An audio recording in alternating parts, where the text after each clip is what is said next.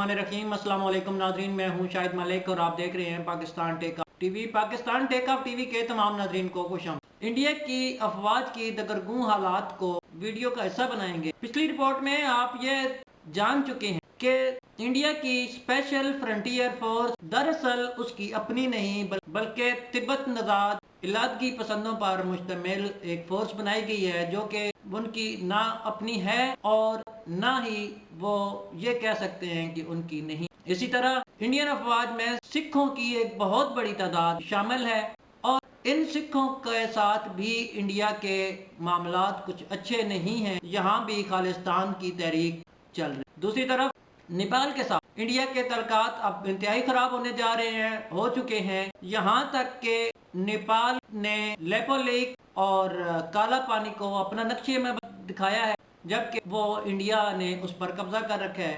अब नेपाल कहता है कि लेपोलिक और काला पानी नेपाल के इलाका। इसके ऊपर बाद में बात करते हैं। इंडिया की अफवाज में 40 गोरखा रेजिमेंट्स हैं। एक दफा फिर बता दूं, इंडिया की अफवाज में 40 गोरखा यूनिट्स हैं, जो कि इंडियन नहीं बल्कि नेपाली हैं। है ना हैरत का झटका नाज़रीन। मुझे भी हैरत का बहुत बड़ा झटका लगा जब मैं इसको देख रहा था कि एक तरफ तिब्बत नजाद, दूसरी तरफ सिख और तीसरी तरफ गोरखा फौजी। अगरचे गोरखा फौजियों ने 1971 की वार में पाकिस्तान के खिलाफ अहम किरदार अदा किया था, ताहम जब नेपाल के साथ इंडिया के हालात कशीदा हैं तो सवाल ये उठता है कि क्या वो गोरखा फौजी अपने ही भाइयों के खिलाफ, अपने ही मुल्क के खिलाफ लड़ना पसंद करेंगे।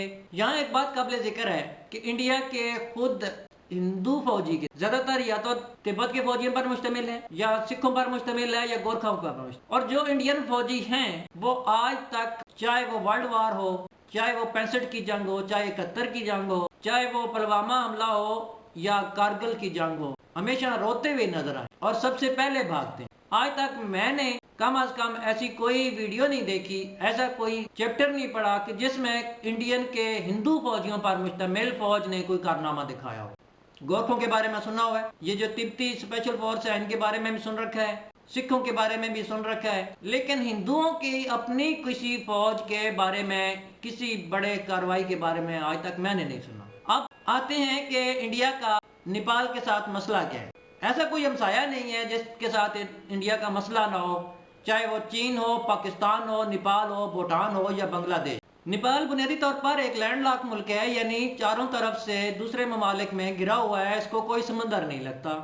इसलिए लैंडलॉक ममालिक को अपनी तजारत के लिए हमसाया ममालिक का मरूने मिन्नत रहना पड़ता है, या यूं कहिए कि दूसरी सूरत में इन्हें दबका रहना पड़ता है। ये अमूमन तौर पर मुआशी तौर पर कमजोर मुल्क तस्वर किए जाते हैं, क्योंकि इनकी जो तजारत है उस पर लागत बहुत ज्यादा आती है।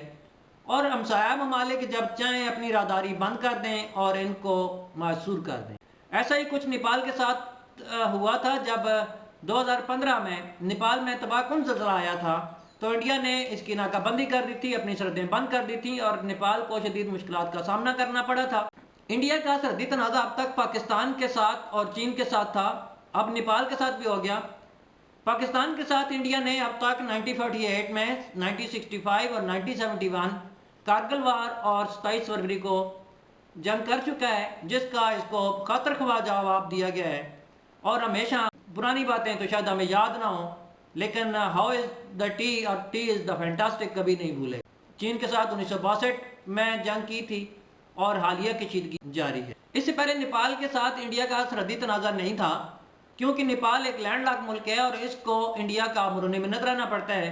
जब से मोदी आया है उसने सब के लिए ना तलफाट लाया। इस साल मई में मोदी के वजीर दिफा जनाब राजनाथ ने क्या किया, धुरजला से लेकर लेपोलिक पास तक एक सड़क का इफ्तिताह कर दिया।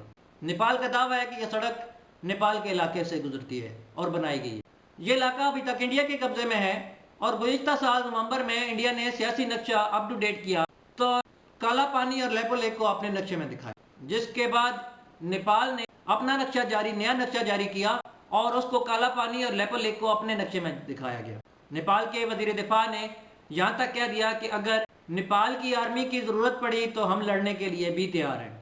काला पानी में नेपाल ने सरहद पर पुलिस तैनात कर रखी है और जनरल नरवाने ने कहा है कि यह सब कुछ चीन की शह पर कर। यह एक बात काबिल जिक्र है कि इंडिया इस कदर अकड़खान है कि नेपाल के साथ ना तो बातचीत करना चाहता है, ना ही मुज़ाकरात करना चाहता है। अब नेपाल चाहता है कि वो इंडिया पर इन्हिसार न करे, क्योंकि वो एक लैंड लॉक मुल्क है और इंडिया जब चाहता है उसको मसूर कर देता है, नाकाबंदी कर देता है, और ये नाकाबंदी इंसानी बुरान पैदा करती है। तो इसलिए अब नेपाल ये चाहता है कि वो इंडिया पर इन्हिसार न करे। चीन ने नेपाल के लिए नकलो हमल आसान बनाना शुरू कर दिया है। चीन के नेपाल के साथ ताल्लुकात इंतहाई अच्छे हैं और इंडिया ने अपनी बेवकूफ़ी की वजह से नेपाल के साथ ताल्लुकात ख़राब कर लिए। इंडिया कहता है कि नेपाल चीन की वजह से हमें ब्लैकमेल कर रहा है, जबकि नेपाल कहता है कि लैंड लॉक होने की वजह से इंडिया हमें दबा कर रखता है। जैसा कि मैं आपको बता चुका हूँ कि गोरखा की 40 यूनिटें हैं इंडियन अफवाज में जो कि नेपाली नज़ाद हैं। नेपाल जब चाहे उनको वापस बुला सकता है। इस वीडियो को बनाने का मकसद आपको ये बात समझाना थी कि एक तरफ मुल्क के गोरखा फौजी इंडियन सरहदों की दिफा कर रहे हैं, तो दूसरी तरफ नेपाल और इंडिया का काला पानी और लेपो लेक आमने सामने है। हमेशा इंडिया ने दूसरों को मरवाया है, खुद अब कभी आगे नहीं गया। इसकी दूसरी मिसाल तिब्बत नजाद जो स्पेशल फ्रंटियर फोर्स के लोग हैं उनको देख लीजिए, सिखों को देख लीजिए, ये खुद आगे नहीं जाते, हमेशा दूसरों को मरवाते हैं। मोदी खुद दो तरह से टैकल कर रहे हैं मामलात को। वो कैसे? एक मीडिया पर इतना झूठ बुलवा रहा है, इतना झूठ बुलवा रहा है कि वो सच लगना शुरू हो जाए, और दूसरा नेपाल क्योंकि एक मुकम्मल हिंदू मुल्क है तो वहाँ जाकर उनके मंदिरों में चढ़ावे चढ़ाने चला जाता है या फिर जबियाँ डालना शुरू कर देता है। इंडिया के सिखों के साथ ताल्लुकात कुछ अच्छे नहीं है, खालिस्तान की तारीख चल रही है, जबकि इंडिया में खासी तादाद सिखों की भी है, वो भी किसी वक्त भी बगावत कर सकते हैं। इसी तरह तिब्बत नजाद जो फौजी हैं, जो स्पेशल फोर्सेस के लोग हैं, उनके लिए चीन अगर कुछ नरमी करे तो मुमकिन है कि वो भी वापस चले जाएं, क्योंकि तिब्बत इस वक्त चीन का हिस्सा है। चैनल को सब्सक्राइब कर लीजिए, बेल आइकन को प्रेस कर लीजिए तो ताकि तमाम नोटिफिकेशन आपको बर वक्त मिलते रहें। वीडियो को लाइक और शेयर करना मत भूलिएगा। आप मुझे इंस्टाग्राम, फेसबुक और ट्विटर पर भी फॉलो कर सकते हैं, लिंक नीचे डिस्क्रिप्शन में दिए हुए हैं। आपसे इजाज़त चाहता हूँ। अल्लाह हाफिज़। पाकिस्तान जिंदाबाद, पाकिस्तान पाइंदाबाद, पाकिस्तान टेक ऑफ।